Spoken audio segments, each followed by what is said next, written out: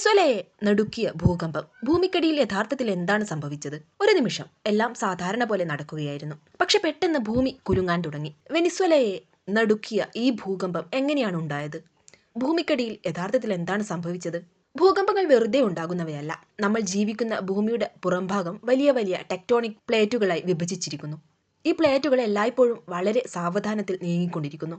Venezuela സ്ഥിതി ചെയ്യുന്നത് രണ്ട് പ്രധാന ടെക്ടോണിക് പ്ലേറ്റുകളുടെ അതിർത്തിക്ക് സമീപമാണ്. അതിനാൽ അവിടെ ഭൂകമ്പ സാധ്യത താരതമ്യേന കൂടുതലാണ്. വർഷങ്ങളോളം പ്ലേറ്റുകൾക്കിടയിൽ സമ്മർദ്ദം അടിഞ്ഞുകൂടും.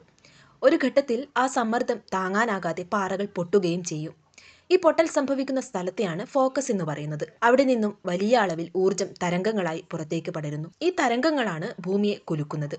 ഭൂമിയുടെ ഉപരിതലത്തിൽ ഫോക്കസിന് നേരെ മുകളിലുള്ള സ്ഥലത്തെയാണ് എപ്പിസെന്റർ എന്ന് പറയുന്നത്. സാധാരണയായി ഏറ്റവും കൂടുതൽ ആഘാതം അനുഭവപ്പെടുന്നത് ഈ പ്രദേശത്തായിരിക്കും. ഭൂകമ്പത്തിന്റെ ശക്തി അളക്കുന്നത് മൊമെന്റ് മാഗ്നിറ്റ്യൂഡ് സ്കെയിൽ ഉപയോഗിച്ചാണ്. ആശ്ചര്യകരമായ കാര്യം എന്താണെന്നറിയാമോ? മാഗ്നിറ്റ്യൂഡിൽ ഒരു പോയിന്റ് മാത്രം വർദ്ധിച്ചാലും പുറത്തു വരുന്ന ഊർജം ഏകദേശം 32 മടങ്ങ് കൂടുതലായിരിക്കും. അതുകൊണ്ടാണ് 6 മാഗ്നിറ്റ്യൂഡും 7 മാഗ്നിറ്റ്യൂഡും തമ്മിൽ വലിയ വ്യത്യാസമുണ്ടാകുന്നത്. വെനിസ്വേലയിലെ ഈ ഭൂകമ്പം നമ്മളെ വീണ്ടും ഓർമ്മിപ്പിക്കുന്നത് ഒരു കാര്യമാണ്.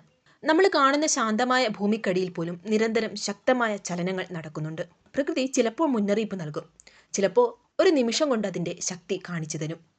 ഭൂകമ്പം വന്നാൽ ആദ്യം ചെയ്യേണ്ടത് എന്താണെന്ന് നിങ്ങൾക്കറിയാമോ? കമന്റിൽ പറയൂ. കൂടാതെ ഇത്തരം അറിവുകൾക്കായി ചാനൽ സബ്സ്ക്രൈബ് ചെയ്യാൻ മറക്കല്ലേ.